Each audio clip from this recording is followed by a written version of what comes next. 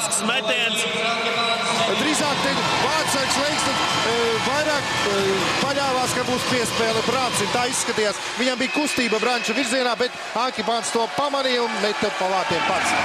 Un jau aiziet Kaltiņš, Dmitrijs Karņīlovs, ropi spēlē Dmitrijs, netur nervi, viņš piekauja Edvīdu Brakmani.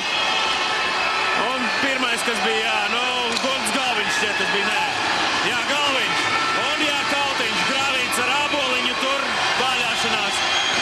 Tas jau ir pavisam nopietni. Tā nav mīcīšanās, tas ir ritīgs kaušanās. Rupja kaušanās uz ielas par to dotu. Es nezinu, agrāk 15 dienas, kā tagad sodis. Viss piecinieks ir laukumā, mēs redzam, nav līnija tiesneši, kam izšķiet, jo visi pieci. Katrs ir aizņemts ar savu pāri. Terjokins vienkārši sit. Ar celi, tas nav kickboks, tas nav. Galvenais tiesnesis, un mēs redzam laukumu jau visu metās Āboliņš. Jā, pamatīgs Kaltiņš. Ļoti. Te ir obligāti jāraida līdz spēles beigām. Obligāti. Visi 5, varbūt Aleksejs Krančēkovs redzam notur Petru Hvojku. Tieši šie divi hokejisti vienīgie nekāvās. Un brutāli sita savu pretspēlētāju. Aleksandrs Terjokins redzam klaudzina.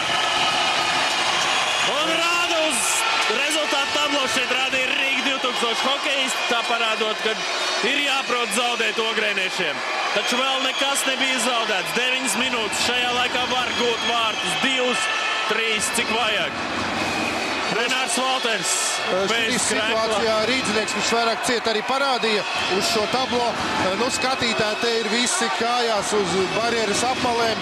Tā kā mēs arī skatāmies monitoru, tieši tāpat kā jūs televizoru. Emocijas šeit ir, kā tas viss beigsies. Beigās jāspēlē šajā trešdaļā vēl ir 8 minūtes 52 sekundes. Rezultāts ir 2-0 vadībā Čempionu vienībā. Rīga 2000. Lūk, Guntars Gailis turnīra galvenais tiesnesis, un ko viņam teiks Maksims Urda. Uzzināsim tikai pēc tam, kad būs spēles informators mums to paziņojis visiem. Mārts Sabols pieslidojas pie galvenā tiesneša.